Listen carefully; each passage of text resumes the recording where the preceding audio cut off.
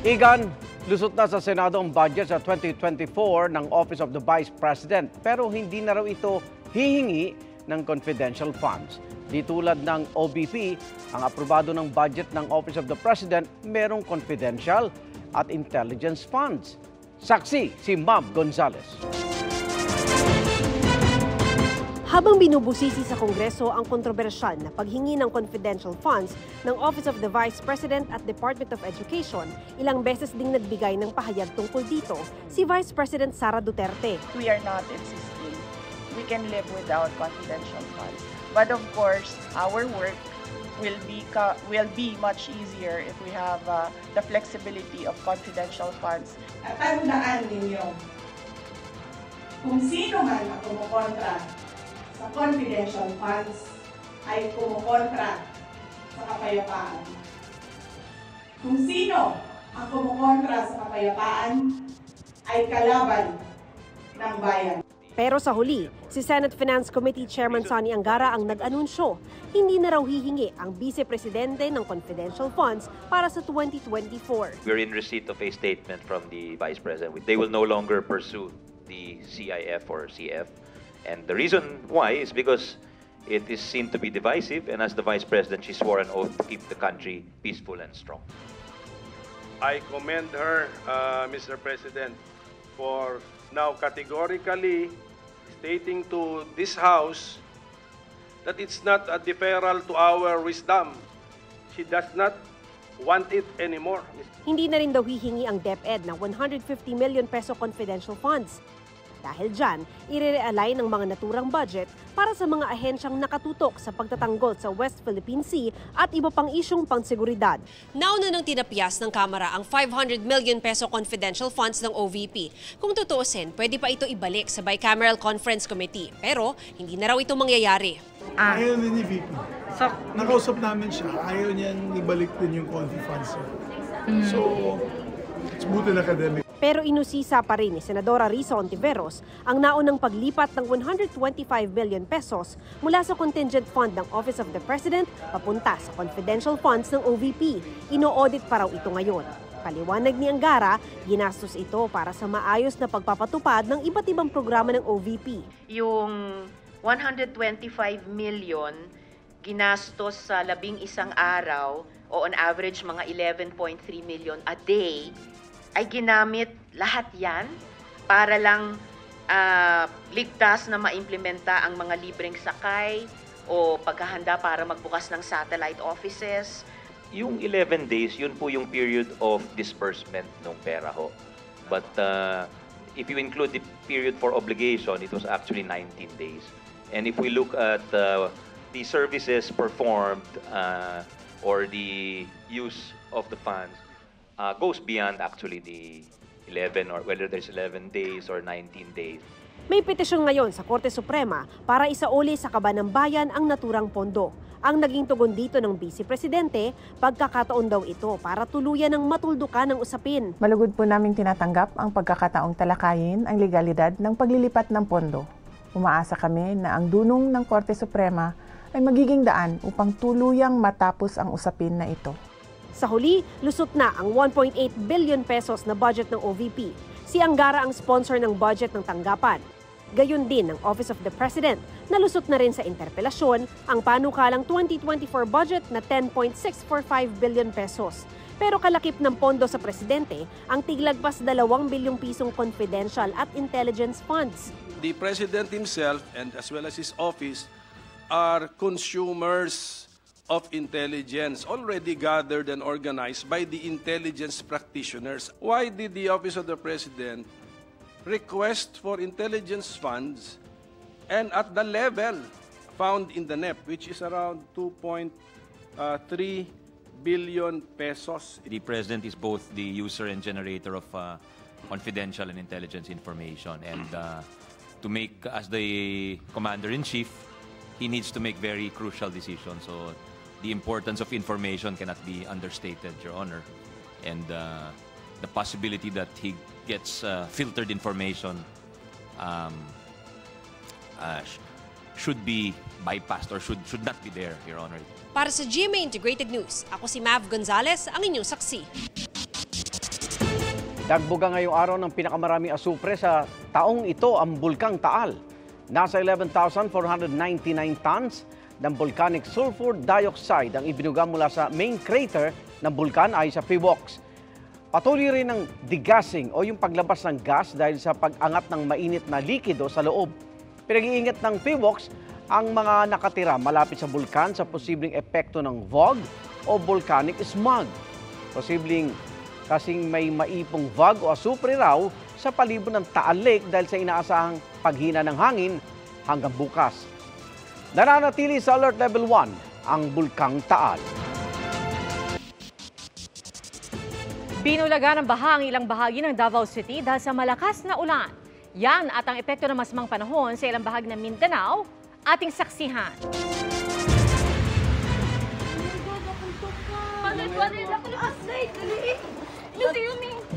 Naligalig kagabi ang ilang taga-barangay Bago sa Aplaya, Davao City nang biglang bahain ang kanilang bahay.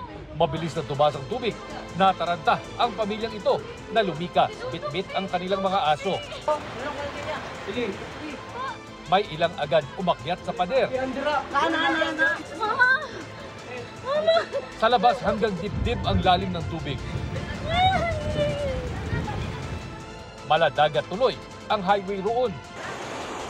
Rumagasa rin ang baha sa kalsada sa Barangay Balyok at sa kalapit na Barangay Bago Galiera. Kailangan ko po ng tulong. 4 po kami dito. Idinaan sa live video ang paghingi ng saklolo ng ilang naipit sa mataas na tubig. Sa bubong, na-rescue ang ilang residente. Ilang sasakyan din ang dinangay ng malakas na agos. Kinaumagahan, natagpuan ang kumpulan ng mga inanod na sasakyan.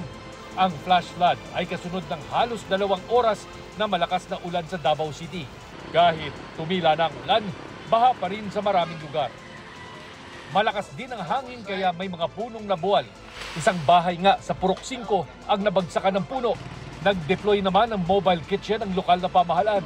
Ayon sa LGU, 7 barangay ang binaha. Halos 6,000 pamilya ang apektado. Landslide naman ang epekto ng malakas na ulan umaga kahapon sa Coronadal City. Sa Barangay Assumption, isang tulay ang natabunan ng makapal na putik at mga bato kaya hindi nadaanan. May baha rin doon na nagpagguho sa gilid ng isang sapa. Sabi ng chairman ng barangay, mahigit 30 pamilya ang inilikas dahil sa mga pagguho. Nakauwi na rin sila. Ayon sa Pag-asa, dulot ng easterlies ang mga pag-ulan sa Mindanao. Para sa GMA Integrated News, Chino Gaston ang inyong saksi.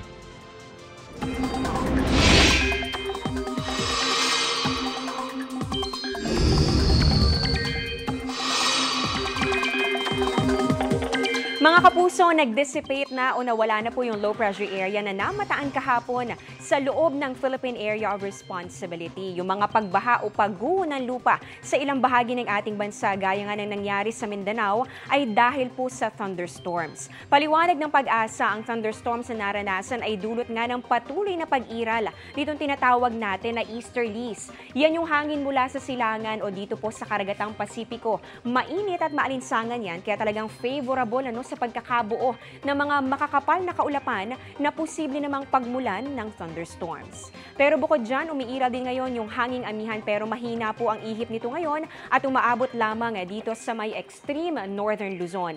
Base naman sa datos ng Metro Weather, posibleng ulanin ulit bukas ang ilang bahagi po ng Mindanao. Umaga pa lang may mga tsansa na po ng ulan, lalong-lalo na dito yan sa Sulu Archipelago at Zamboanga Peninsula. Sa hapon, mas maraming lugar na po ang posibleng ulanin at kasama dyan ang Northern Mindanao, Soc-Sargen, ganun din ang ilang bahagi ng Caraga at ng Davao Region.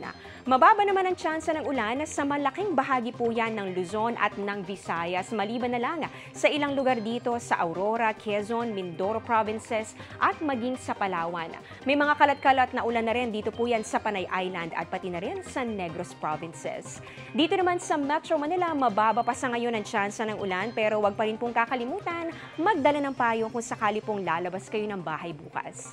Mga kapuso, sa ngayon wala pang nagbabadyang bagong sama ng panahon o bagyo na iiral sa loob ng Philippine Area of Responsibility. Pero sabi po ng Pag-asa, may LPA o low pressure area na namamataan ngayon sa labas po yan ng ating Area of Responsibility. Masyado pa po itong malayo at wala pa namang inaasahang epekto sa ating bansa hanggang sa weekend. Pero patuloy po natin yang imomonitor. At yan ang latest sa lagay ng panahon. Ako si Amor La Rosa. Ito ang GMA Integrated News Weather Center. Maasahan anuman ang panahon. Samantala, may dagdag singil ang Meralco ngayong Nobyembre dahil sa mas mahal na transmission charge. Pero ayon sa Meralco, may good news pa rin na dapat abangan ang mga customer. Saksi, si Dano Tingkungko. Para kahit papano ay may pambangga sa gastusin ng negosyo nilang pares, nagtaas na ng presyo si Angelinong Agosto. Pero hindi pa rin daw ito sapat kung tutuusin. Kaya dagdag problema ang nakaumang na pagmahal ng kuryente. Kaya malaki talaga kinakain ng kuryente namin. Lalo na yan, mga electric fan, CCTV namin. Ayon sa Meralco, tataas na mahigit 23 centavos kada kilowatt-hour ang singil sa kuryente. Katumbas yan ng dagdag 47 pesos sa bill ng mga kumokonsumo ng 200 kilowatt-hours kada buwan. Paliwanag ng Meralco, nagmahal ang transmission charge para sa residential customers bunsod ng 4 na beses na pagmahal ng ancillary service charges ng National Grid Corporation o NGCP. We will need backup in case of the unforeseen o kung may fortuitous situation. Tulad nga lang binanggit ni Larry, tumaas siya ng almost fourfold. At naaprubahan naman yung additional na almost 258 megawatts for regulating reserve. So ito, nagagamit usually ng system kung magkakaproblema at kukulangin. Kailangan may reserva yung grid para pag biglang kinailangan mo or biglang isang power plant mawala, may papalit. So yung ability to be there all the time is part of the job of the reserves na kinukuha ng NGCP. So it is part of contributing to the reliability of the entire grid. Tumaas din ng 0.0671 kada kilowatt-hour ang generation charge dahil sa mas mataas na singil sa wholesale electricity spot market o WESM at independent power producers. Pero ang good news ng Meralco, posibleng bumaba ang singil sa mga susunod na buwan lalo't na daragdagan ng mga plantang nag-o-online na mula sa maintenance. Kadalas ay bumababa rin ang demand sa kuryente kapag patapos ang taon.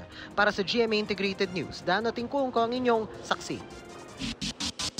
Bago makipagpulong kay Pangulong Marcos bukas, sinalubong ng mga opisyal ng Kapuso Network si Timor-Leste President Jose Ramos Horta. Saksi, si Mark Salazar. Journalist, freedom fighter, Nobel Peace Prize winner. Yan ang Pangulo ng Timor-Leste na si Dr. Jose Ramos Horta na bumisita sa GMA Network ngayong araw. Sinalubong siya tinanggap ng mga opisyal ng GMA sa pangunguna ni GMA Network Incorporated Chairman and CEO Attorney Felipe L. Gozon. We deeply admire your strong commitment not just to democracy but also to journalism. In GMA, we believe that the media are holders of public trust, which is so delicate and crucial for democracy and freedom to flourish in the country. 1996 nang igawad kay Ramos Horta at kay Bishop Carlos Bello ang Nobel Peace Prize dahil sa kanilang pagsisikap upang mapayapang kumalas ang Nooy East Timor mula sa Indonesia. There is so much to learn from your experience in working for a just and peaceful solution to the conflict in East Timor. Pinasalamatan ni President Ramos Horta ang pagkilalang ibinigay sa kanya ng GMA.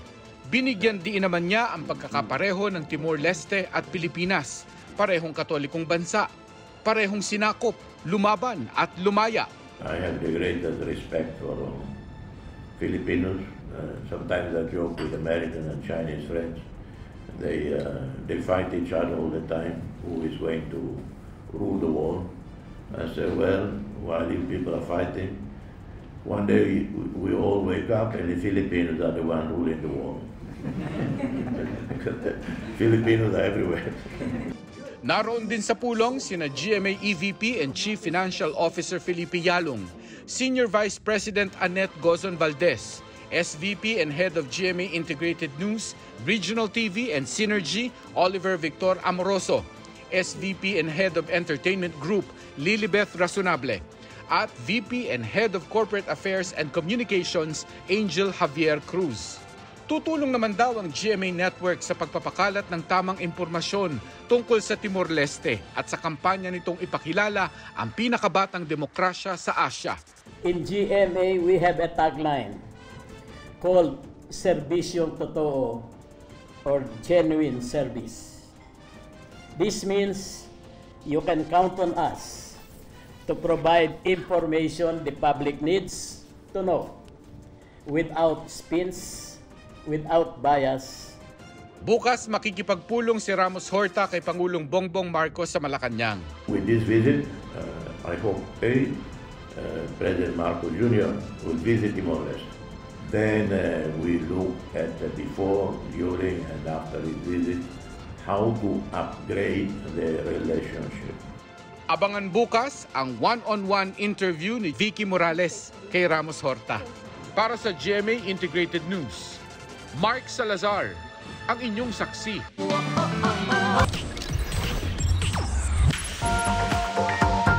Naging madamdamin ang magpasikat performance ng team ni Vice Ganda kanina sa It's Showtime. May special participation si The Boys Generations coach Billy Crawford at kanyang pamilya.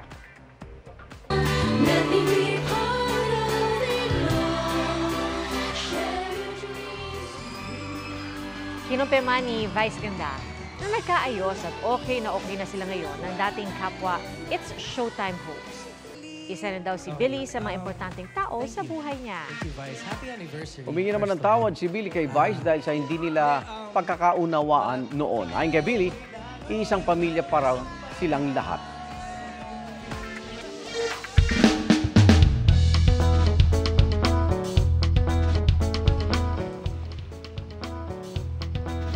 Natatangi ang pagkasa sa mga dance challenge ng isang lalaki sa Batangas City. Ang kanyang dance studio, mga construction site. Ganado ang bawat paghato ng 42 taong gulang na si Kenneth Marquez. Minsan kasama pa niyang gumiling ang mga kapwa construction worker. Libangan daw ni Kenneth ang pagsasayaw tuwing naka-break. Bilang scaffolder, silang umaakyat sa mataas na bahagi ng gusali para mabigyan ng access ang mga karpintero. Salamat Igan sa inyong pagsaksi. Ako naman Arnold Glavio. Ako po si PR Kanghel para sa mas malaking misyon at sa mas malawak na paglilingkod sa bayan. Mula sa GMA Integrated News, ang News Authority ng Pilipino. Sama-sama tayong magiging saksi! Mga kapuso, sama-sama tayong maging saksi. Mag-subscribe sa GMA Integrated News sa YouTube. Para sa mga kapuso abroad, samahan niyo kami sa GMA Pinoy TV at sa www.gmanews.tv.